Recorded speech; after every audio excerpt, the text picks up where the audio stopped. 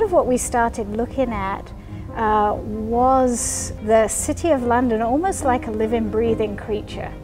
And that became a sort of interesting discussion point in terms of how we wanted to tell or retell this story. Before any kind of model is made or even a pencil line is drawn, going, okay, what do we feel about the world? What do we want to say in this world? And so the idea really that we liked was the idea that this takes place in Victorian London, but it's a story that has incredible resonance today. So we kept kind of going Victorian London today, Victorian London today. We were looking at photographs of buildings from all different decades in terms of buildings that had been rebuilt, buildings that had been knocked down.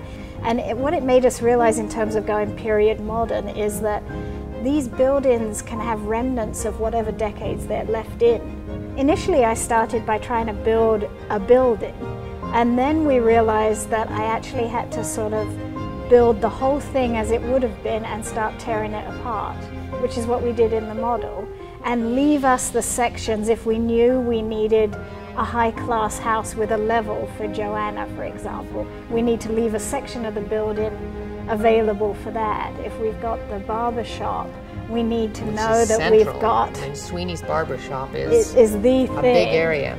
So that area, how do we make it function as it needs to function to tell the story in the piece and yet still reflect our derelict building? At certain points, the tonsorial parlour, through the wizardry of our lighting designer, Alan Brodie, someone can walk across here and look like they're standing on Blackfriars Bridge looking out over the water.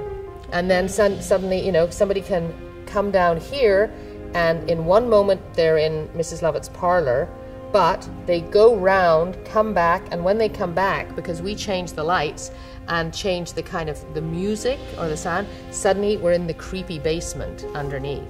But the moment that you're working with an ensemble of actors and you're in the hypothetical space, suddenly even more possibilities present themselves, and you can see how easily they can turn the space from one location to another.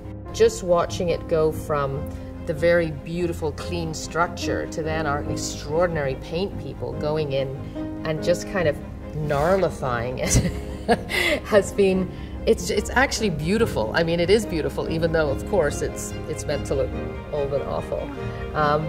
So I think, but everybody has had fun on this one, haven't they? Yeah. You know, because we do a lot of things that really have to be very perfect and beautiful, and this is like, I think everybody's grungy. Getting their grunge out. The very first line of the play is, "Attend the tale of Sweeney Todd." So this group of people are saying, we're coming in here and we're going to use this space and we're going to tell you the story of Sweeney Todd.